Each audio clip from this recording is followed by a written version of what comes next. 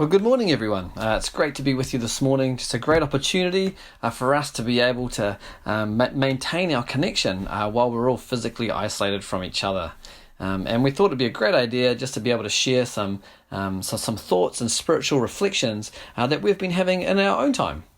And so one of the things that I've been thinking about recently is the idea of rest. Just a question to begin, like, what's the first thing that you do when you get up in the morning? Do you make a beeline towards the kitchen to make yourself a coffee?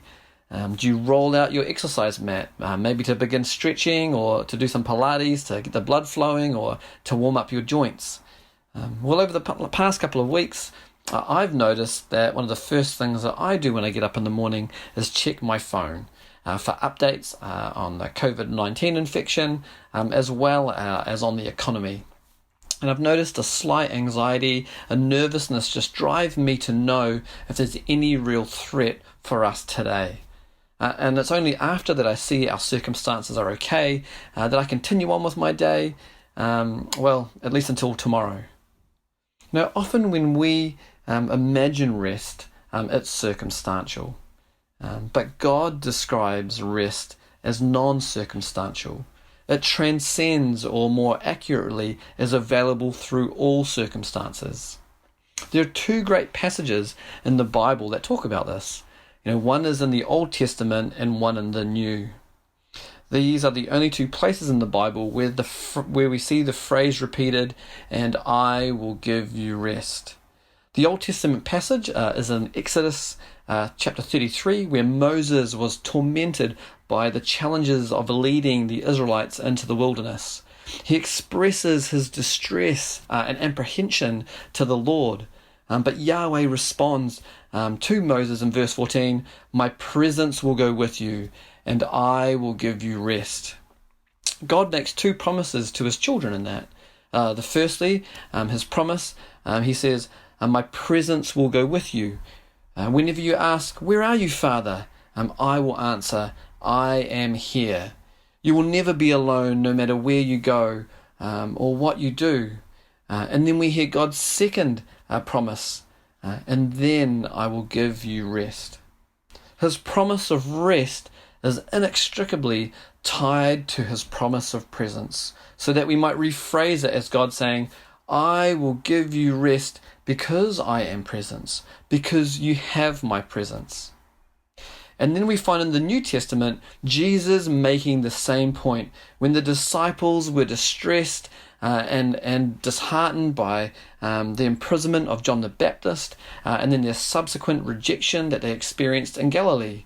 The disciples were anxious and disheartened, but Jesus told them in Matthew chapter 11, verse 28, "Come to me, all you who are weary and burdened, and I will give you rest." And that is the second time that we hear this phrase. What's interesting about these two verses is that the first one in Exodus offers us a foundation in God's love first moving towards us. "I will go with you." It's reliant on him. And then in the Matthew verse, we find Jesus inviting us to love. He invites us into movement, and treating us towards himself. "Come to me, be with me." And so I wonder if as we come to him, we are actually fulfilling something of the greatest commandment, to love the Lord our God, as we practically and daily remove all the things in our lives that we put before him, and instead start each day and also exit each night intentionally and mindfully coming to enjoy him because he has made himself present with us. There is no threat to that today, tomorrow, or any other day. As Christians, we know that our ultimate reward is not just in the fact that we get resurrected bodies and we are saved from the threats of this world. The ultimate reward is that we get to enjoy God and his presence with us. The writer in his epistle to the Hebrews wrote, "Today, if you hear his voice, do not harden your hearts, but let us make every effort to enter his rest." So today is the day for us to begin.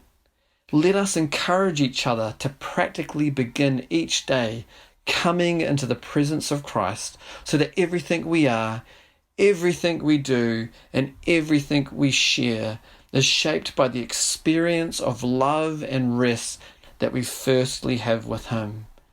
Even in our present situations, He is continuing to say to us, I am here and I will give you rest. Thank you so much for being with us this morning. And we consider it a real joy to continue connection even in these small ways. And we really look forward to seeing you again soon.